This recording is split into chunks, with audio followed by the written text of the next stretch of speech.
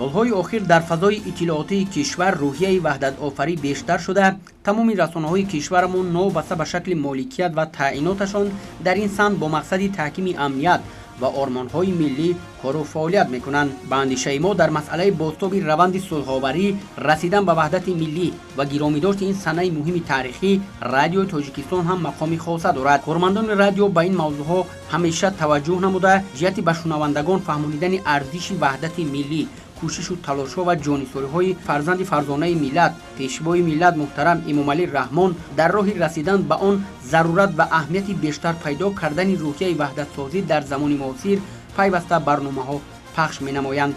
дар таърихи давлатдории навини тоҷикон се воқеаи муҳими тақдирсоз, рӯзи истиқлолият, иҷлосаи 16-уми Шӯрои Олии Ҷумҳурии Тоҷикистон ва рӯзи ваҳдати миллӣ нақши муҳим доранд, ки дар инъикос ва аҳамияти ин се санаи бузург радиои Тоҷикистон нақши созгор дорад.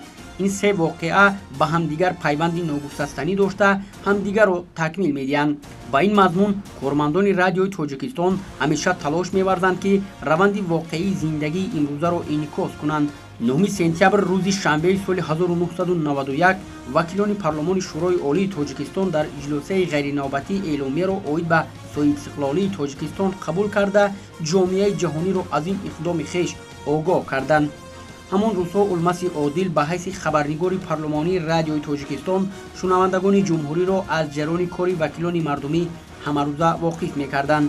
рӯзи 9 сентябр дар рӯзномаи иҷлосаи ғайриновбатии Шӯрои Олии Тоҷикистон масъалаи эъломияи соҳибистиқлолии Тоҷикистон низ баррасӣ шуда буд. тавре худи Улмас Одил менависад: ақрабаки соат ба 13 наздик шуда, ҳаяҷон маро боз ҳам афзун мекард.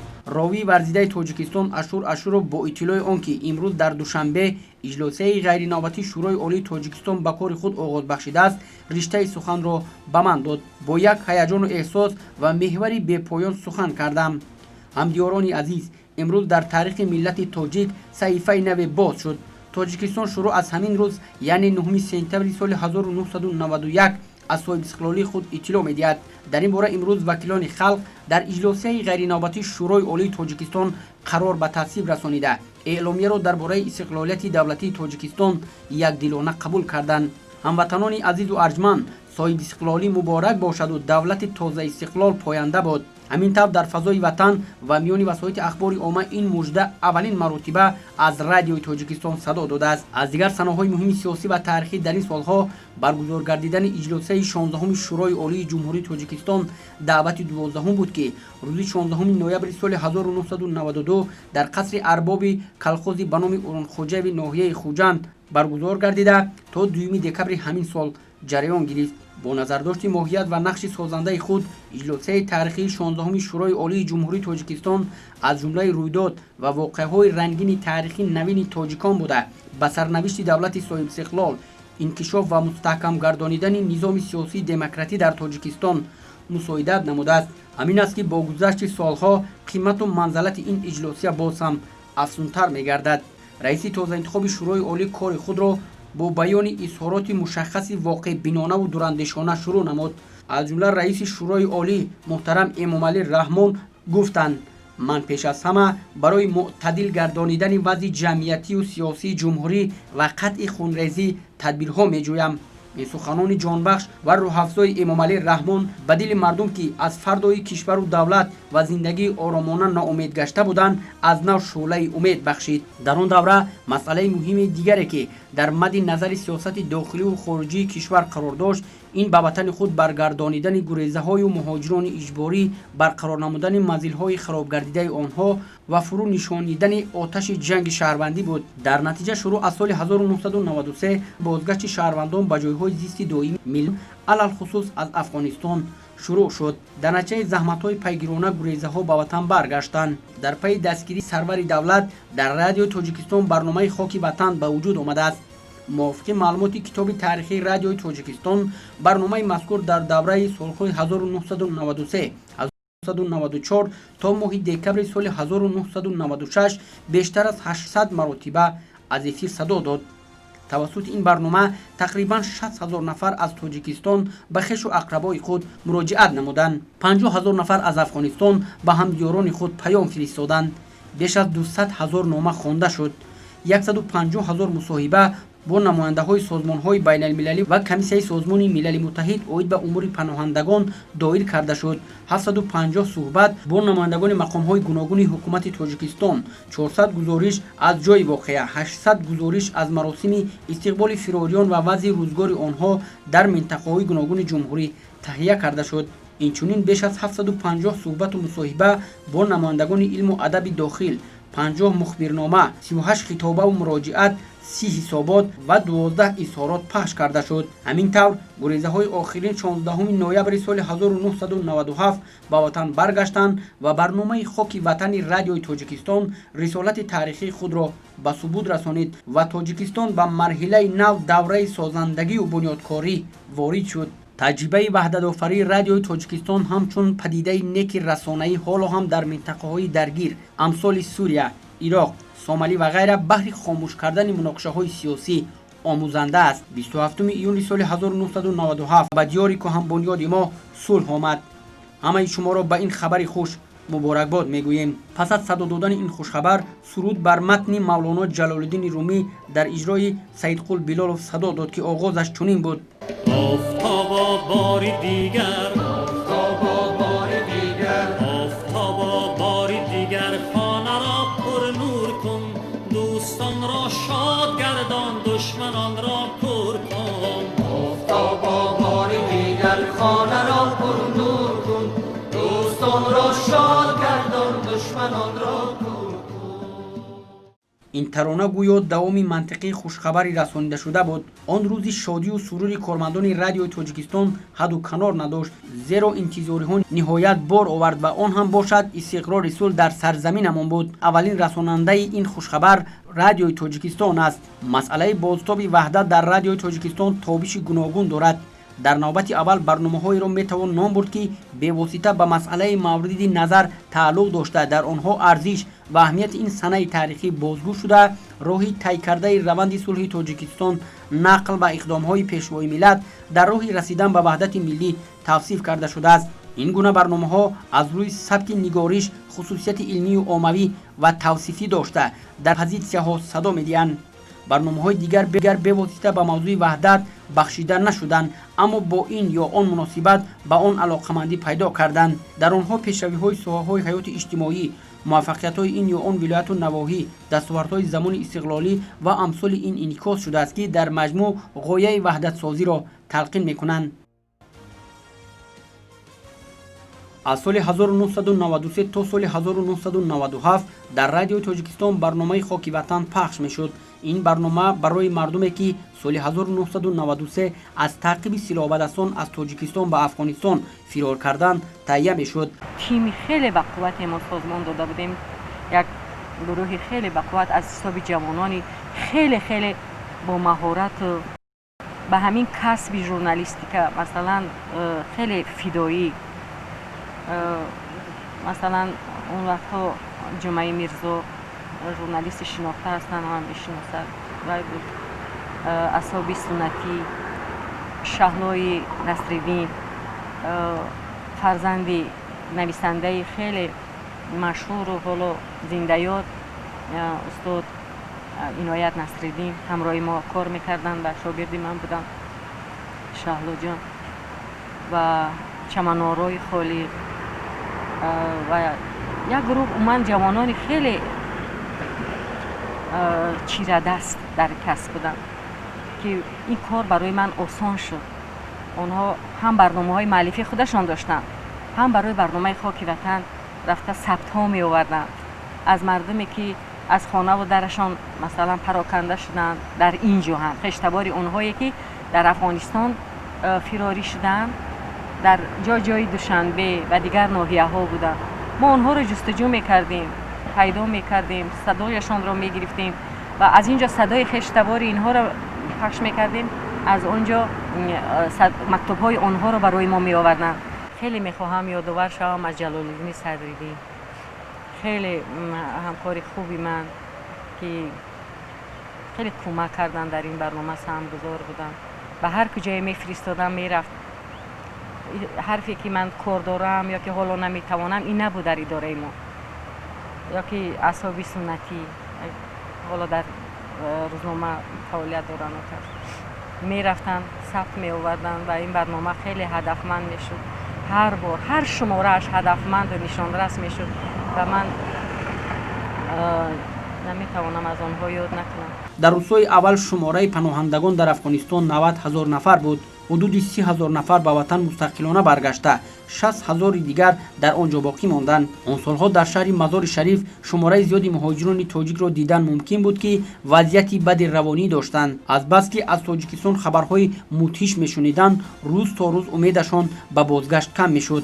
در این کار برای خبرنگاران جایگاه خاص قائل بودند که مردم را از دو طرف آمو به هم بپیوندند. اولین نامه‌ها را به برنامه خاک وطن از اردوگاه‌های پناهندگان کمپ سخی مزار شریف به تاجیکستان نمایندگان حکومتی و سازمان ملل متحد آوردند. برنامه خاک وطن داومی 5 سال 800 مرتبه پخش شده است. در این مدت حدود 200,000 نامه قرائت شده است.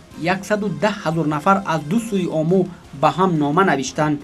ما شب و روز رادیوی تاجیکستان رو گوش میکردیم و برنامه خاک وطن رو فقط انتظار بودیم که کی برنامه خاک وطن ما رو به تاجیکستان دعوت میکنن. این آواز شهرستان نباتو است که 23 سال قبل در برنامه خاک وطن صدا داد. نوامبر سال 1992 از ناحیه شهر توز همراه صدها نفر دریای آمو را عبور کرده به خاک افغانستان گذشتند. در آنجا راهبری زنان گریزه را بر دوش داشتند. صدای موسیقی خاک وطن بلند صدا میداد. همه مردم جمع شدن زیر همون یک رادیوی کوچیکی که در اونجا بود، زیر اون می نشستن. صدای کسی بلند نمیشد. همه انتظاری صدای خشتباری خود بودن. انتظاری میکشیدن که کنی از خشتباری کی برآمد میکند و بچه‌ای که یا پسری که یا دختری که برآمد میکند و پدر و مادر یا که خواهر و برادر خود رو برای برگشتن به وطن دعوت میکند.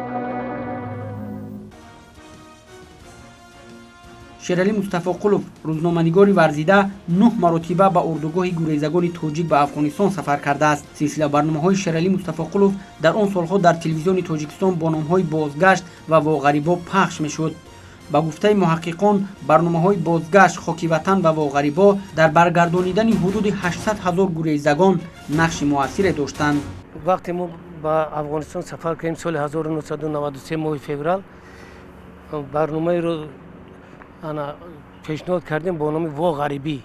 این برنامه وقتی محدود نداشت، چقدر که می‌خواستیم صحبت می‌کردیم یا که ثبت می‌کردیم و این برنامه 4-5 مرتبه رفت و بعد اون گزارش شد دیگه. بعد باز برنامه سر شد با نام بازگشت گریزه ها، چون که ماه فوریه سال ماه سال 1993 الکی بازگشت گریزه ها سر شد. از مزار شریف به خیراتون اومدن، خیراتون در پاییز سوار شده به شهر توز برگشتن گریزه. نام برنامه از کجا پیدا شد؟ وقتی که ما در مهمانخانه رسول بارود، هتل رسول بارود میگفتن، در اونجا قرار داشتیم. یک آدم اومد صحبت کردیم، میگه که ما خود تاشقرغان شما شنیدیم که اومدیم. اون کس آموزگاری استاد دانشگاه آموزگاری شهر قرآن تپه خانشاه گلف بودن. حاضر نامشون نوروز گلزاده در دانشگاه فیلیال دانشگاه مسکو کار میکنن. معلم بسیار باسواد، بسیار مردم با تمکین با معرفت هستند. وقتی صحبت کردیم گفت که من اکنون فهمیدم که کمال خوجندی در کدام وضعیت حالت غریبی خود را افاده کرده بوده است. غزل و غریبی را نوشته بوده است. دل مقیم کوی جانان است من اینجا غریب، چون کند بیچاره مسکین تنها غریب. و آمدیم بعد بازگشت سرود بای محمد نیازف یافتیم و یک شبکه ساختیم با سرود بای محمد نیازف. خاورستان مردم گریزه رو در افغانستان نشان میدادیم و همین سرود رو پخش میکردیم و همین سلسله برنامه و غریبی با همین سرود آغاز می‌شد و خیلی یک 4-5 مرتبه ادامه کرد و بعد قطع شد، چون که بازگشت گریزه سر شد. بیم بعد سلسله برنامه بازگشت میکردیم، هم از پنج پایان هم از طرف مزار شریف.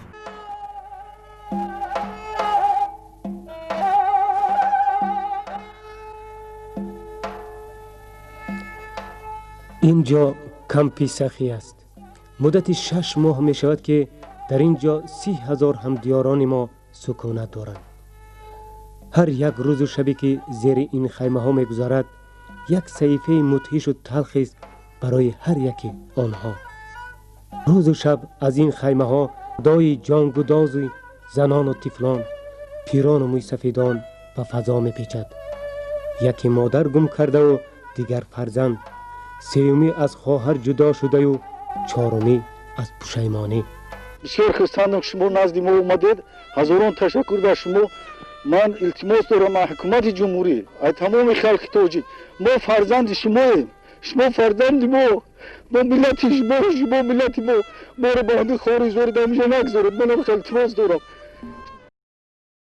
جلسه تاریخی 16 شورای عالی تاجیکستان حکومت نو را روی کار آورد که هدف اولینش برقرار نمودن صلح در تاجیکستان بود. حکومت نو با رهبری رئیس شورای عالی جمهوری تاجیکستان امامعلی رحمان کار را از برقراری صلح و بازگشت فیروریان اجباری شروع کرد. سمت کار رادیو و تلویزیون دولتی نیز بالکل تغییر یافت. غایه سیاسی حکومت نو ترغیب صلح و وحدت ملی اساسی کار این رسانه ها گردید. اینچنین به وطن بازگردانیدن گریزگان یک از سمت‌های استراتژی رادیو و تلویزیون آن دور بود، زیرا بعد از واقعه‌های فاجعه‌بار نیمه دوم سال 1992 مردم زیاد فراری شدند و وضعیت طرز صورت گرفت که عائله‌ها به هر جانب پراکنده گردیده پسر، پدر و مادر و دختر، برادر و خواهر را می‌جستند. هنوز از 8 می سال 1992 در برنامه‌های اطلاعاتی اخبار اعلان درباره جستجوی خویش و اقربا پخش می‌شد. تدریجاً در برنامه‌های پیام روز این روند وسعت یافت. کار به حدی رسید که حتی در اکثر برنامه‌های پیام روز و اخبار مقدار چنین اعلان‌ها به مراتب افزود. رادیو که قسمت زیادی مردم به آن دسترسی داشتند، یگانه مأوای امید کارافتادگان بود. روپیه از رایون بختر. مقصد اومدن من به خونه رادیو از اون است که از شناسای پدرم شنیدم که پدرم در افغانستان غریبی زندگی می‌کرده است. پدر من سید عبدالکریم به غرض 8 فرزندش یگان خویش تبار قریبی ندارد. نمیدونم در اون غریبی چه حال و چه احوال دارد. روپیه دختر کلانی که درباره من گریه ناله‌های بسیار میکرد است که من در درون جنگ نیست نابود شدم. من زنده و سلامتم. کمبودی ما فقط پدری عزیز اگر زنده سلامت باشی در غریبی چی گفت بیا به پیش فرزندانت در پدری کن به ما. ای پدر بر ما عجب نقش جدایی باختی.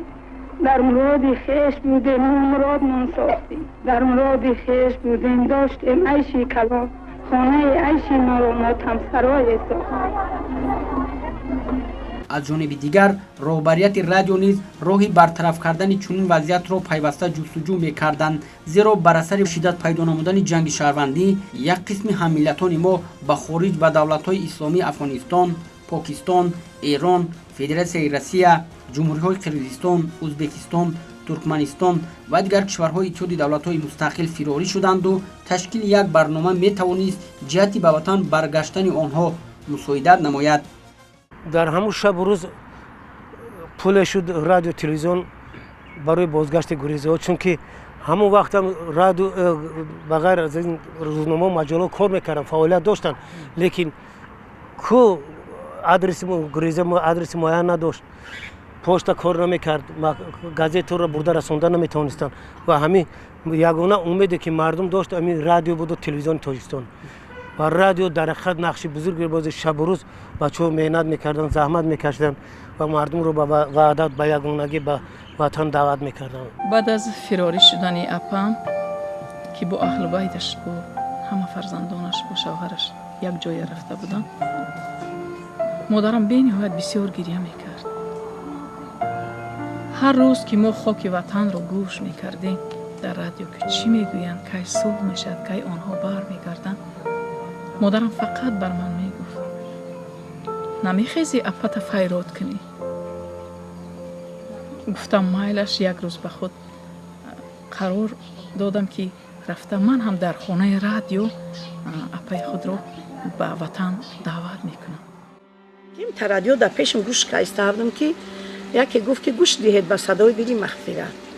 یا داد زدم، 7 بلاک آدم در بالام اومدم که دپتات میگفتن من اونجا که هیچ کو کرد، خوشم رفت، افتادم، هیچی را ندونستم. بعد ساعت 1 بار برنامه تکرار میشد، بعد صدای دلی مغفرت گوش کردیم. وقتی میگه که بس از زهر جدایی ها چشیدن، بس از بار غریبی ها کشیدن، به یادت روی مادرت را تبسم کردن سه خواهرت را، به دنیا داشتگی دولت دادر، به خانت آمدن های دخترت را. یک تا دختر ما توی که بودم، دیگه یاش نو توی که بودن. همیارا که گفت دیگه نمیدونم هیچی. من همی 16 روز به یاد استادم، نه شیاریم نه دیونگی معلم نبود. همیان موز شون جنگ شد، زن و زنک شد. همی خیلی خیستیم، ماشین برتوای داشتیم، همون دست سوار شدیم برفتیم قمسنگین. 4 ماه ایستادیم تا گفته سال نو همونجا کردیم که اونجا هم آرامی شد. اونجا چرمی انور گذشتیم، 3-4 روز در همون لای او ایستادیم. او چرقتی میگذشتیم ماشینا را و کیمک قتی میگذشتیم.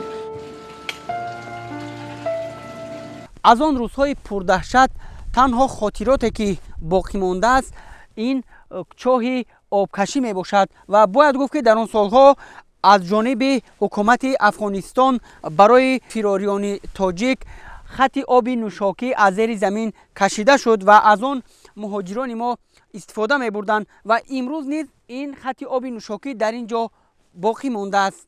مجموع عمومی مهاجران اجباری تاجیک 620,113 نفر را تشکیل میداد. از همه مهمش مسئله به وطن برگرداندن گریزه ها سمت اساسی فعالیت حکومت نو تشکیل با رهبری رئیس شورای عالی تاجیکستان محترم امامعلی رحمان که در اجلاس 16 شورای عالی جمهوری تاجیکستان تاکید داشته بودند. بهر استقرار صلح در تاجیکستان و بازگشت همه گریزه ها تیارم جان خود را نثار کنم. چون بازگشت فراریان یک از مسئله های اولین درجه آن زمان بود. مقامات بلندپایه تاجیکستان برای عملی نمودن این مطلب پیوسته چاره‌سازی می‌کردند و نهایت نیمه دوم ماه مارس سال 1993 جلسه حکومت تاجیکستان برگزار شد که مسئله اساسی آن به وطن برگرداندن گریزگان بود. حکومت جمهوری تاجیکستان جهت کار با گریزگان اجباری و برگرداندن آنها به وطن از حساب متخصصان وزارت کارهای خارجی تاجیکستان 2 گروه کاری سازمان داد. برای برگرداندن فراریان اجباری براه ماندن کارهای ترغیباتی ضرور بود. در این سم مطبوعات، رادیو و تلویزیون نقش مهم بازیده می توانستند. اما از بین این واسطه های اطلاعاتی با چنین عامل ها رادیو موقعی مهم داشت. در آن دوره برای رسانیدن مطبوعات چاپی، روزنامه، هفته‌نامه و ورقه ها و پهن نمودن آنها در بین فراریان امکان واقعی موجود نبود. اما رادیو چون واسطه بسیم علاقه به آنها دسترس بود. با سبب نبودن نیروی برق و نداشتن دستگاه قبول فراریان برنامه‌های تلویزیونی را تماشا کردن نمی‌توانستند، اما برنامه‌های رادیویی را با بطری گوش نمودن ممکن بود.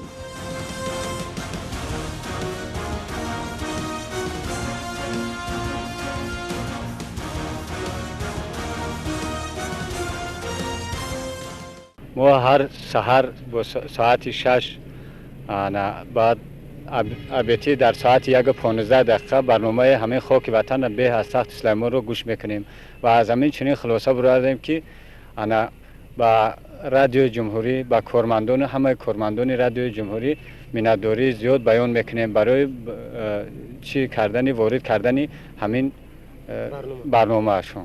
رحمت به کارکنان رادیو و تلویزیون جمهوری تاجیکستان که ما را از خبرهای تاجیکستان هرگاه آگاه میکنند. برتری رادیو در همون شب و روز از اون عبارت بود که اون به همه دسترس بود. اگر موجهای تلویزیون یعنی قابلیت دسترسی نداشتن فراریان با موجهای تلویزیون، یا اینکه از لحاظ امنیتی روزنامه مجله ها و فراریان در افغانستان بوده رفته نمیرسید. برعکس رادیوی تاجیکستان امکان داشت که با اونها دسترس باشد و یکی تبریک گفتیم یکی از برنامه هایی که همراهی فراریان رو برای بازگشت به وطن به وجود آورد، برای تحکیم امنیت ملی، برای تحکیم وحدت ملی در تاجیکستان، برای جایگزین کردن صلح و امنیت در قبال این ناامنی ها نقش کلانبازی برنامه خاک وطن بود.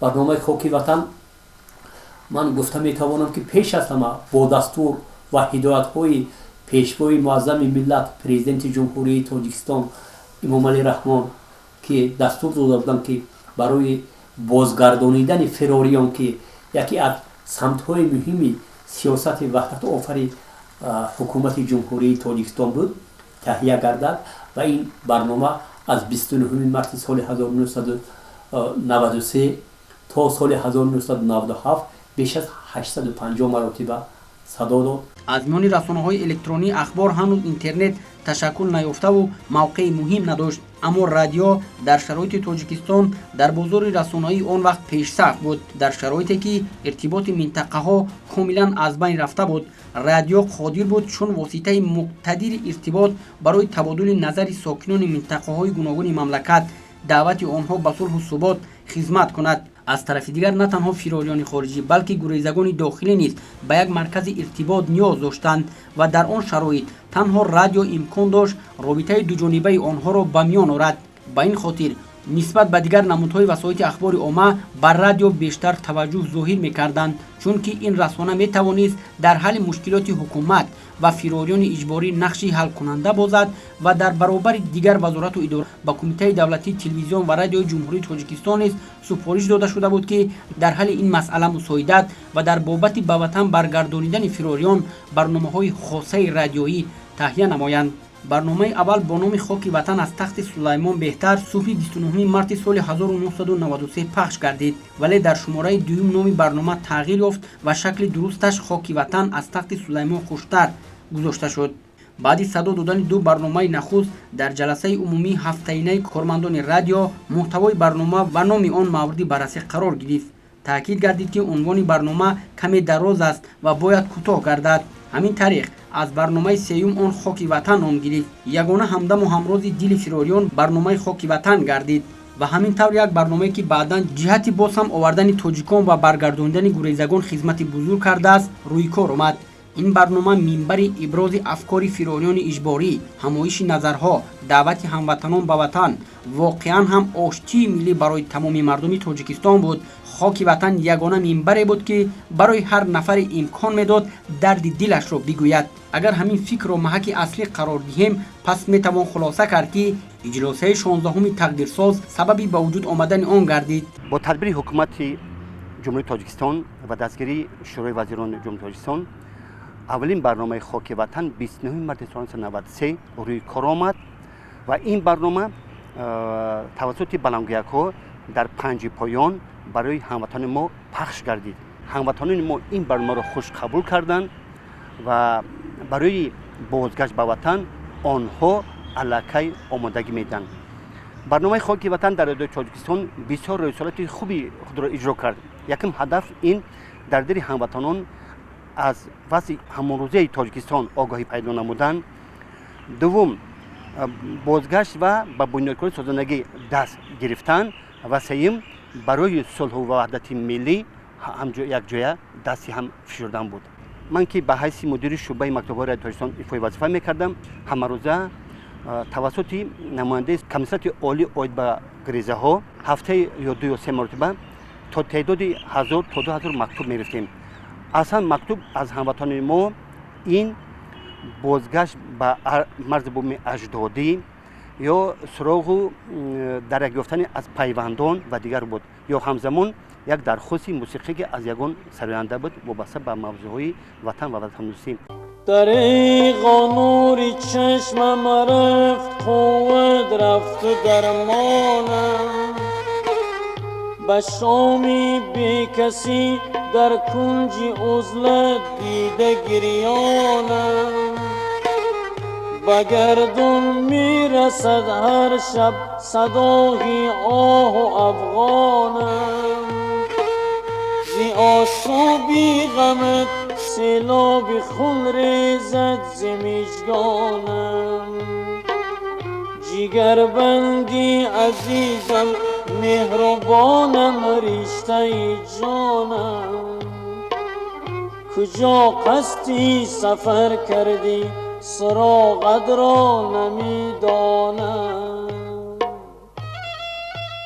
باید یادآور شوم که در سالهای اول جنگ شهروندی در اینجا خیمه های هموطنان ما بود و امروز از آن خیمه ها آثار باقی نمانده است و در اینجا خانه های استقامتی بنیاد شدند و تنها خاطرات تلخ از اون سالها به ما باقی مانده است و شکرانه از آن میکنیم که پیشوای ملت سرزمین порча порчаи тоҷикистонро ба як кишвари воҳид имрӯз табдил доданд.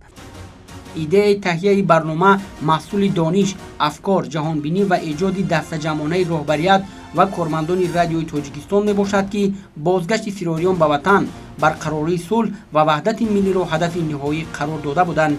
барномаи хоки ватан бо рубоии хоки ватан аз тахти Сулаймон Хуштар оғоз мегардид. Сипас суруди машҳури овозхони маъруфи тоҷик Бой Муҳаммад Ниёзов бар ғазали Камоли Хуҷандӣ Воғарибо пахш мешуд.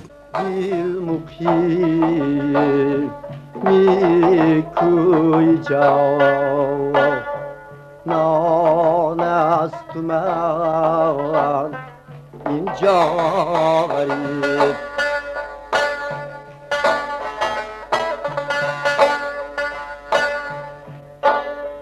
دل مقیم میکوی جان نان است من اینجا غریب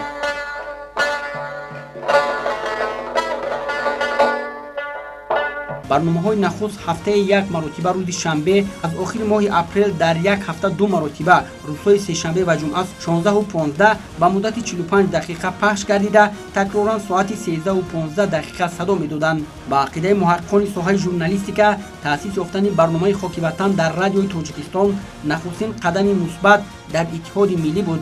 ба ин хотир пайваста зери таваҷҷӯҳи роҳбарияти кумита ва радио қарор дошт. бо мусоидати маъмурияти барномаҳои радио дар пахши барнома тағйирот рӯй дод. аз охири моҳи май барномаи хоки ватан ҳафтаи 3 ва аз моҳи сентябр 4 маротиба садо медод. агар дар барномаҳои нахуст фақат суҳбат бо фирориёни дохилии ҷумҳурӣ дар бораи вазъияти бади рӯзгорашон пахш мешуд, дар барномаҳои баъдӣ тадриҷан муроҷиати шаҳрвандон афзоиш ёфт. дар таърихи радиои Тоҷикистон барномае ба монанди хоки ватан сершунаванда набудааст. با مادرم همیشه درباره نقشه‌های کاری صحبت می‌کردم و مرا خیلی خوب می‌فهمیدن کرد. من گفتم که مادر جان به من یک برنامه خیلی خیلی زندگی ساز و سازنده و حیاتی برای من، برای حیاتی برای مردم ما به من سپردن. این مسئولیت خیلی گران است. نمیدونم چیکار کنم. برنامه را خاک وطن نام گذاشته. ولی من کلاهی برنامه را میخوام با یک بیت بلند، با یک روبایی که از میان خلق بر اومده است، از قلب مردم بر اومده است، میخوام همین برنامه را کلاهی برنامه باشد و تا اینکه حتی همیش کلاهی برنامه هم دعوت کننده باشد، ترغیب کننده باشد. تا وقت صدای ما بلند میشود، نام همین برنامه کلاهی برنامه الکی یک چیز بگوید به شنونده. بعد چند روبایی گفت درباره غریبی و این چیزا. یکی از آنها رو من انتخاب کردم. من اونها رو هم یادداشت کردم، ولی اینش بسیار در قلب من نشست که خاکی وطن از تخت سلیمان خوشتر، خاری وطن از لاله و ریحان خوشتر، یوسف که به مصر پادشاهی میکرد، کاشکی که گدا میشد و کنعان خوشتر. این روایی را وقتی من آوردم برای رهبریت پیشنهاد کردم، خیلی پسند آمد، گفت بهترین است. و ما کلاهی برنامه را ساختیم. بازم با صدای من و خیرالله ابراهیم ساخته شد این کلاه و کلاهی برنامه و این برنامه را ما شروع کردیم. خیلی موفق شد. خیلی برنامه در روزهای اول موفق شد. از دستگاه رهبری دولت هم، سروری دولت هم به ما خیلی دستگیری ها شد، کمک ها شد. همیشه ما را دستگیری میکردن، مثلا در آوردن نامه ها و دیگر ها.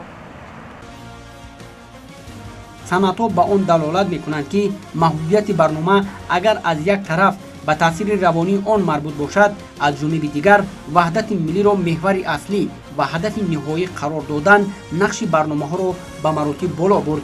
ба ин хотир бо афзоиши номаҳои фирориён ва муроҷиати сершумори шаҳрвандон тасмим гирифта шуд ки аз моҳи майи соли 1994 барномаи хоки ватан ҳамарӯза садо диҳад. таҳиягарон кӯшиш менамуданд ки яъсу ноумедиро аз замири фирориён берун, тарсу ваҳмро аз ниҳодашон бартараф намоянд. шунавандаҳо аз ин барномаҳо қаноатманд буданд ки баробари ирсоли нома ба хешу табор, наздикону пайвандон ҳамзамон ба таҳиягарони барнома арзи сипосу миннатдорӣ мекарданд. дар барномаҳои минбаъда бахши номаҳо аз Афғонистон таъсис шуд. баъди қироати бахши номаҳо аз Тоҷикистон, номаҳои ҷавобӣ аз Афғонистон зиёд мерасиданд.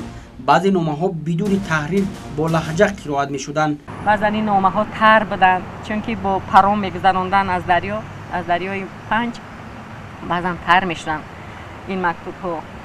мо ин мактубҳоро дар ҳамон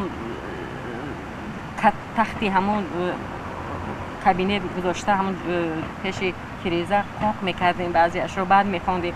баъзеаш нохоно буданд, чунки бо қаламу бо ҳар чӣ навишта шуда буданд. мо якдигарро бо мепурсидем, биё ту хон кани ин ном чӣ ном аст, ин чӣ гуфтааст инҷо. баъзе калимаҳо шуста шуда буданд,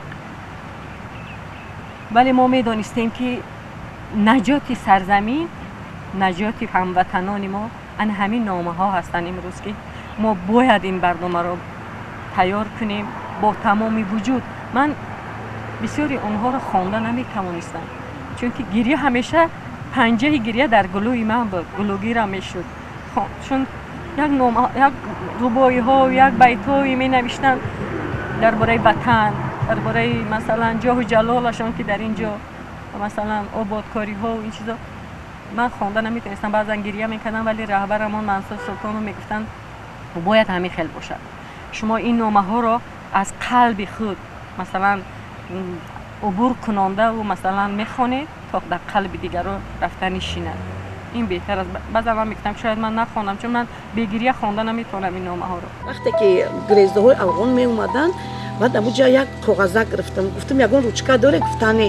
баъд як қалами тошкашаки ҳаморо гирифтам, як коғази вафлӣ кунда навистам ки аз майдон баромадам бандар мерам, ман ясири сарбаста кадом дар мерам. баъд адреси ира додам ки Лелин 31 хонаи 17 дамира бар да кандер бидоз да ҳамҷа роӣ ку. хирсандона ки ҳамура занак растун и дар радио гуфт ки мо шуморо дар совхози Наврӯз интизорем. шид гуфтам бихезе мерем. хестем омадем, лави бандар омадем. ҳеҷ мо намедонистем, на ай хирсандира ку ҳичи намедонистем, на хурдан мо медонистем, на ҳамин ҳаракат мекардем ки тезтар ай лави бандар моро зид баранд ки мо як гӯшаи қишлоқ мабинем. 5 рӯз мондем дар уҷа, 5 рӯз мондем. вақте ки моро дар чӣ свор кан шом буд, мо намедонем ай хирсандира ки чӣ кор кунем ки мо ака ватан мерем, хонаҳомо мебинем. дистохони пир дорем, нӯши неъмат дорем, осуна мегем.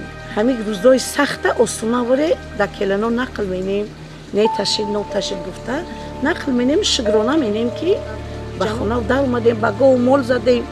хаки бародармо айдист додем, бародармо як азизи дилмо айдист додем.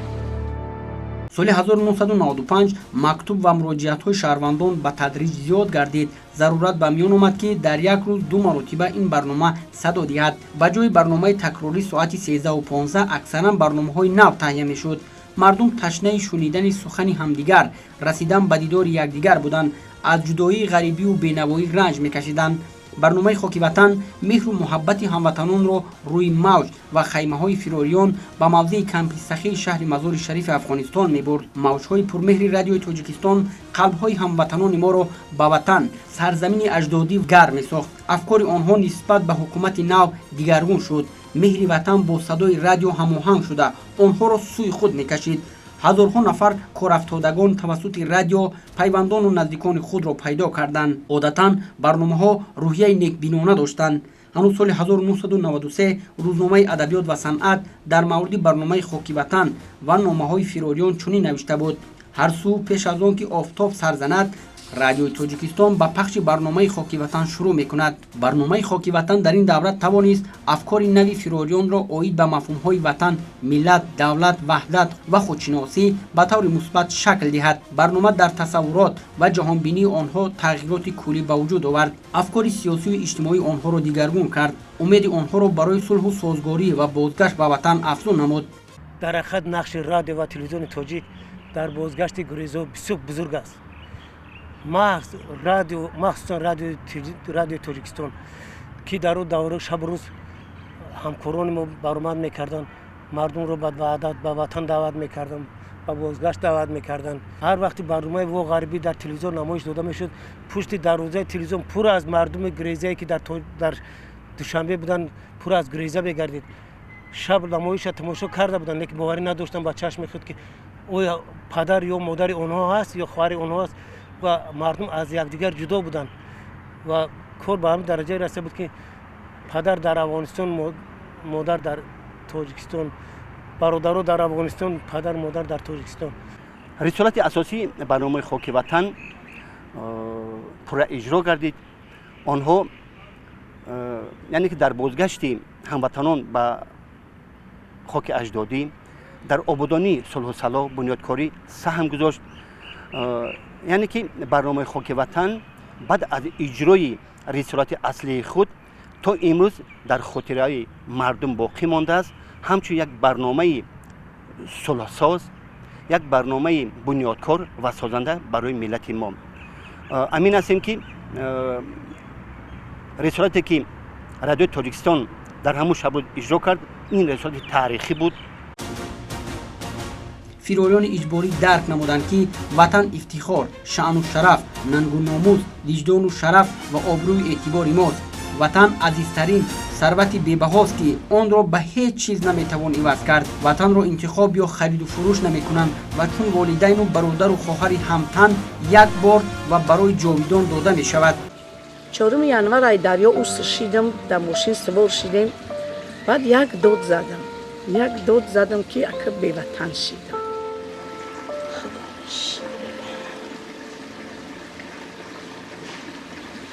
беватан. баъд як афғон омад як апелсинам дод. модар гуфт ира бихор. ман гуфтам заҳра бихӯрам ки ман беватан шидам. ки гуфт не, ватани мо ватани шумоай. ман гуфтам не, хоки ватани ҳар кас бехича зеб дорад. хушру меёфтем ризқа худо метия, мехӯрдем, фақат гирья қатӣ. ҳамин мегиристем ки кай ватан мерем.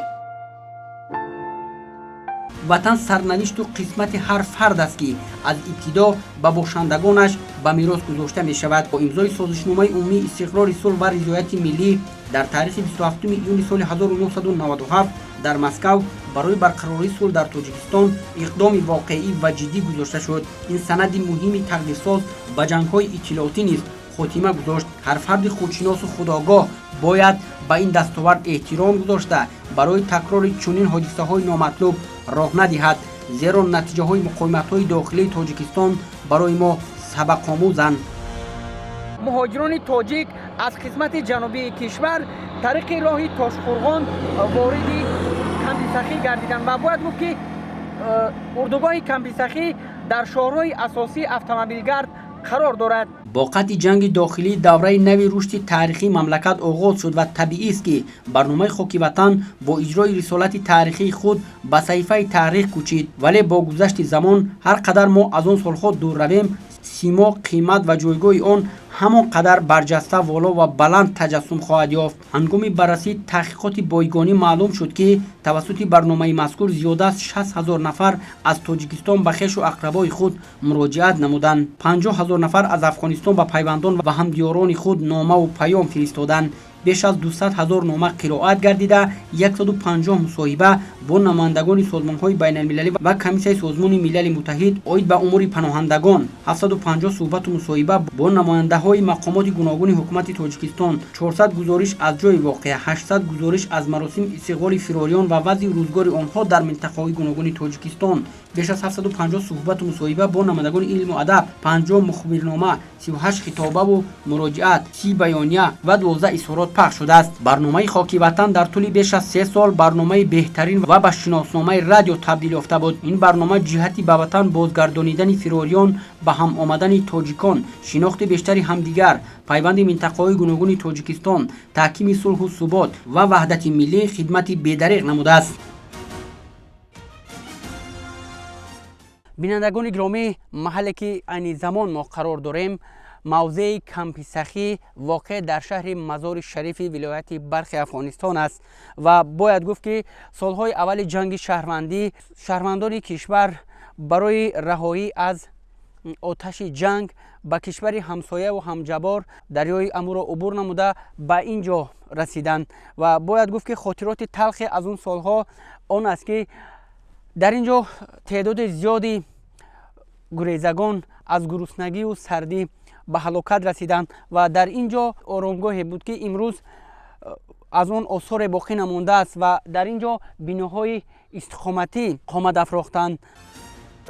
дашти морон кампи сахие ки шумо гуфтед бо лагери дигар пайдо шуд бо номи лагери гурезиҳои афғон аз атрофи кобул гуреза шуда ба ҳами мазори шариф омаданд чунки қисми шимоли афғонистон ҷои нисбатан ороми афғонистон буд ва дар ҳамун шабу рӯз шумо тасаввур кунед хайма буд даруни хайма чуқурӣ канда буданд ва дар таги хайма зиндагӣ мекарданд.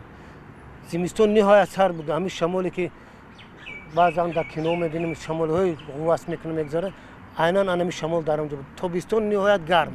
дар як мазори шариф 1500 мардуми мо мурдааст. 1500 асрҳои аср мегзарад. касе бигзарад мегӯяд ки ин ҳама гурезаҳои тоҷик аст. ин нанг бар миллати мо нест. мо нангу номус дошта бошем мо хуну гем ки нангу номуси худмона дар дигар ҷо партофта исонем. мо бояд ҷамъ кунем муттаҳид кунем.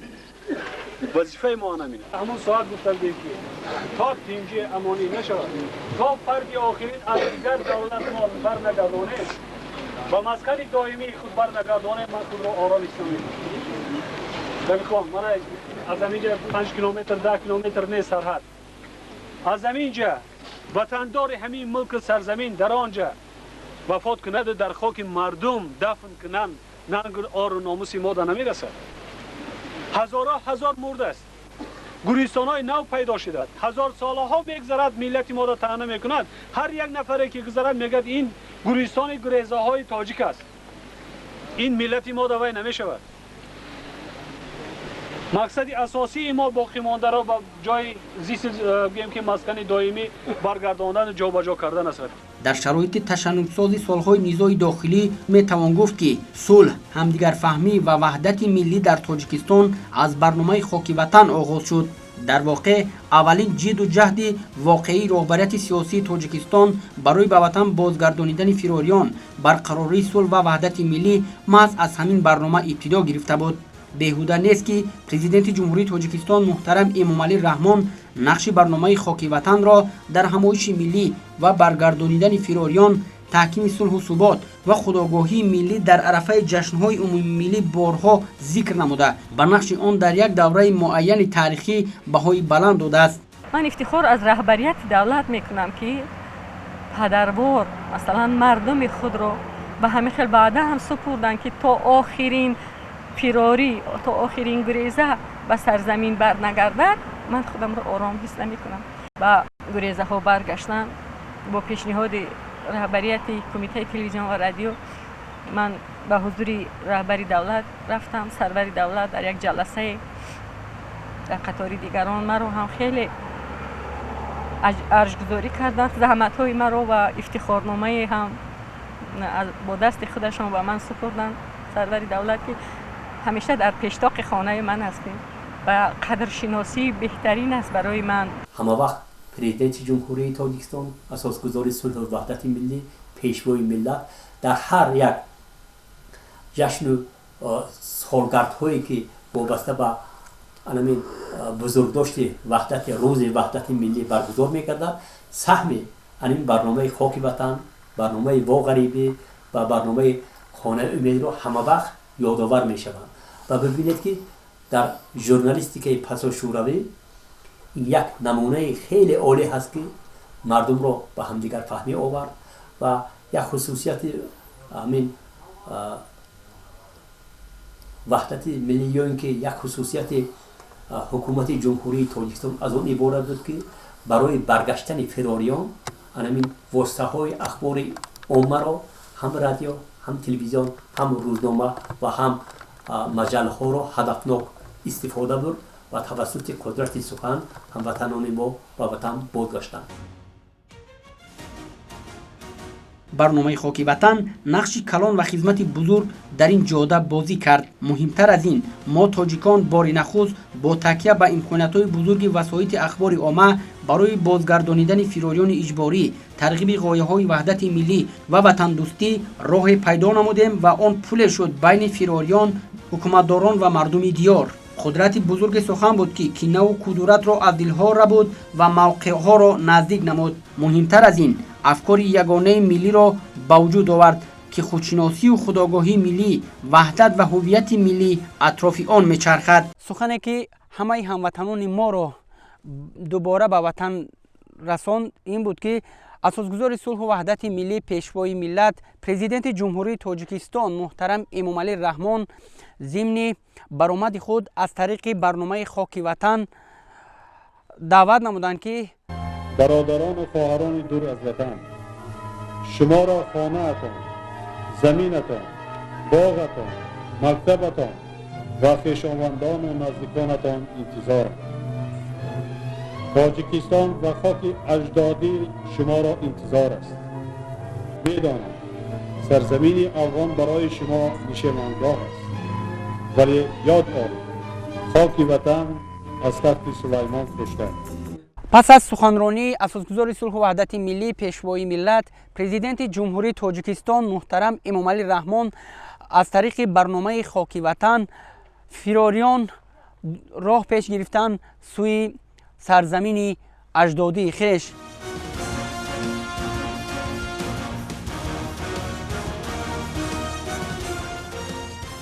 بعد بازگشت گریزو من 30 سال میشم که همون مردم گریزه را خبر میگیرم، در بورشون سلسله برنامه آغاز میکنم، پیشنهاد میکنم. و یک گپ شیرالی گفت که ما 2 مرتبه از مادر تولدیم، یک بار از مادر تولد باشیم، دوم بار به خاک وطن بازگشت ما بود که همین امامعلی رحمان به سر ما آورد، در سر ما گریزا ما که امروز ما در وطن هستیم، آباد کرده ایم، امروز کار میکنیم، مهنت میکنیم، وطن آباد میکنیم. و این خدمت شایانی که امامعلی رحمان کرد کسی گفتن نمیتونه که این در حقیقت یک پیشوای برای ما، پیشوای پدر و مادر برای این خدمت کرد و امروز ما در وطن هستیم. در تاریخ رادیوی تاجیکستان برنامه خاک وطن جایگاه خاص دارد. با گذشت وقت در بین پژوهشگران سوال به میان میآید که عامل‌های محبوبیت پیدا نمودن برنامه در چیست؟ ایده هیئت ایجادی، گروهی وضع زمان و بعضی منبری بی‌طرف بودن برنامه را سبب معروف شدن آن می‌دانند. اما ما بر این نظریم که این عامل‌ها در همبستگی برنامه خاک وطن را محبوب گردانیده به آن رسالت تاریخی بخشیدند. برنامه تعییناتی و بازگرداننده فیراریان اجباری مقصد اساسی آن بود. در واقع اولین جد و جهد واقعی رهبریت سیاسی تاجیکستان برای به وطن بازگرداندن فیراریان، برقراری صلح و وحدت ملی محض از همین برنامه ابتدا گرفته بود. بیهوده نیست که اساسگزار صلح و وحدت ملی، پیشوای ملت، پرزیدنت جمهوری تاجیکستان محترم امامعلی رحمان نقش برنامه خاک وطن را در همایش ملی و برگرداندن فیراریان، تحکیم صلح و ثبات و خودآگاهی ملی در عرصه جشن‌های عمومی ملی بارها ذکر نموده